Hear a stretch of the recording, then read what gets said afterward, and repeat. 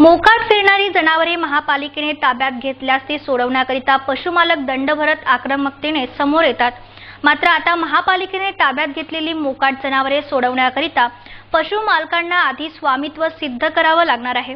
शहरातील मोकाट पशूंमुळे वाहतुकीस अडथळा निर्माण होऊन अपघात होत आहेत। याची दखल घेत महापालिकेच्या पशुवैद्यकीय विभागाने मोकाट जनावरे ताब्यात घेण्याची मोहीम आरंभली।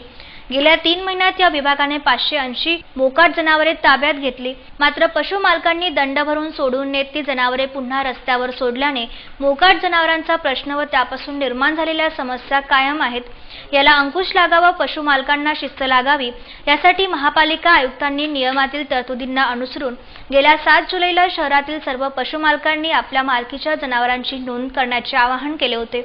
या आवाहनाला अद्याप हवा तसा प्रतिसाद मिळालेला नाही।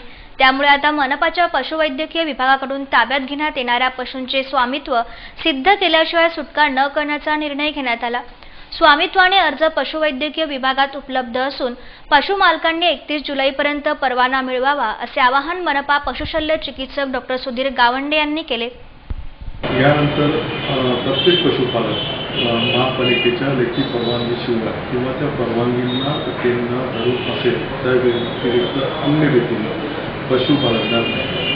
तर त्या संदर्भात आम्ही लोकांना आवाहन करतो की तुम्ही कोणता जो पशु आहे तर त्याच्या पशु बाळगण्याच्या परवानगीसाठी तुम्ही या कार्यालयाशी किंवा फोनमध्ये आम्ही जे काही त्यांच्या परवान्याच्या संदर्भात जे काही अर्ज आम्ही त्या ठिकाणी देऊन ठेवलेले आहेत त्या ठिकाणी आपण प्राप्त करू शकता आणि 31 जुलैपर्यंत तुम्ही तो अर्ज विविध स्वरूपात तुम्हाला जो विनाशुल्क जो अर्ज आहे तर या कार्यालयात तुम्हाला सादर करायचा आहे।